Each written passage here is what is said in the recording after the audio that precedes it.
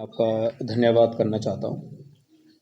तो मैं अपना वैसे तो कई लोग आप पहचानते ही हैं, फिर भी मैं डॉक्टर विपुल गुप्ता हूँ जी। मैं चीफ ऑफ न्यूरो इंटरवेंशन और को chief of stroke unit Artemis hospital में।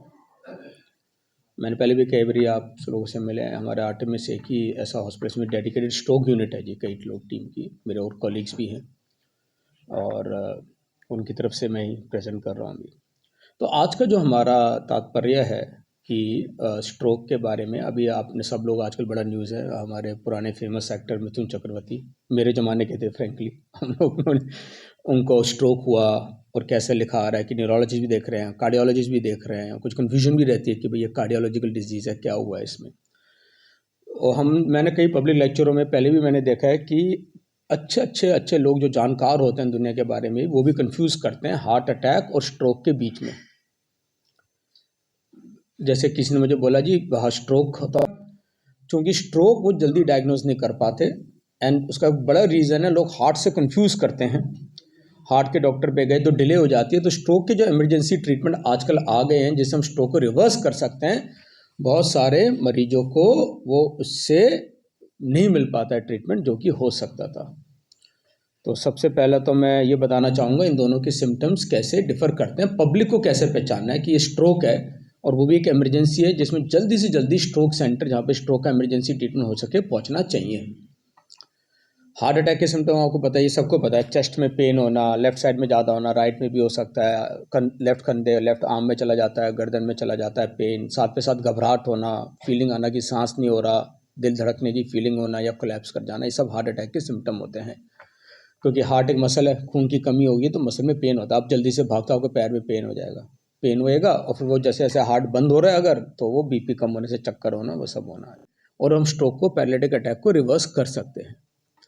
तो इन दोनों इमरजेंसी ट्रीटमेंट जितनी जल्दी हो उतने कामगार हैं। थ्रोम्बोलिसिस 4.5 घंटे तक करी जा सकती है, थ्रोम्बेक्टमी 6 से 8 घंटे में मैक्सिमम इफेक्ट होता है। कुछ मरीजों को बाद में फ़ायदा हो सकता है, पर ज़्यादातर मरीजों में वेट किया तो वो टाइम चला जाता है, डैमेज ज़्यादा हो चुकी है तो फ़ायदा नहीं है। इसके लिए ये स्ट्रोक को रिकग्नाइज करना, पब्लिक में रिकग्नाइज करना, जल्द से समझना ये स्ट्रोक हो रहा है, चाहे बोलने की दिक्कत हो रही है, कई लोग वेट करते हैं, बीपी बढ़ा हुआ है, बोल नहीं पा रहे, थोड़ा सा रिलैक्स करो, आप रिलैक्स रहो, पानी पी लो। थ्रोम्बोलिसिस और थ्रोम्बेक्टमी हो सकती है, तो इन गोल्डन आवर्स में हम स्ट्रोक को रिवर्स कर सकते हैं। तो मेन तो यही है, हार्ट अटैक हार्ट का अटैक है, स्ट्रोक बीमारी ही मतलब है ब्रेन का अटैक है, जिसमें ब्रेन के सेल डैमेज हो रहे हैं और इनको डिफ्रेंशिएट करना पब्लिक में ही लेवल पे बहुत ही हमारा जरूरी है। मैंने बताया कन्फ्यूजन क्यों होती है, पहले से डायबिटीज, दोनों ओल्ड एज में होते हैं, दोनों में रिस्क फैक्टर सेम है, हाइपरटेंशन होना, डायबिटीज़ होना, कोलेस्ट्रॉल बढ़ा होना। तो मरीजों को पहले से हार्ट का दवाई खा रहे हैं उनको, ताकि ब्रेन को सप्लाई हमारी चलती रहे। तो इन दोनों चीज़ों को इसलिए डिफ्रेंशिएट करना हमारे लिए बहुत ही ज़रूरी है। कन्फ्यूजन इस मारे भी होती है, हार्ट की बीमारी ही स्ट्रोक भी क्रिएट कर सकती है। हार्ट जब डैमेज हो जाता है तो हार्ट पंप है, अगर ठीक से पंप कम हो गया तो क्या होगा, खून थोड़ा सा बढ़ जाएगा और खून जम जाता है और वो तो थी तो हार्ट की बीमारी पर हुआ स्ट्रोक है। इमरजेंसी में भी हार्ट को ट्रीट नहीं करना, हार्ट तो पहले से ही ऐसा है, स्ट्रोक को ट्रीट करना है। नहीं, देखिए सीपीआर तो क्या होता है, हार्ट पंप नहीं कर रहा, आपने पंप कर दिया, ब्रेन काम नहीं कर रहा, उसको कोई पंपिंग मैकेनिज्म कुछ नहीं है।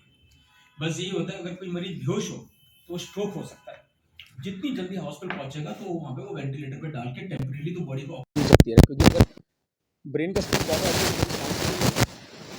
स्ट्रोक के हमारे भी सांस लेते हैं ना, तो सांस नहीं लेगा तो ऑक्सीजन की मुझे बड़ी डैमेज हो जाएगी।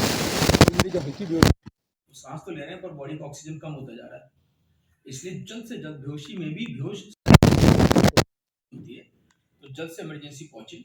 हम इमरजेंसी डॉक्टर्स की ट्रेनिंग करते हैं कि भाई कोई बेहोश हो रहा है तो लोग सोचते हैं दोबारा पड़ा है या कुछ चक्कर आए, स्ट्रोक हो सकता है, जल्दी से उसकी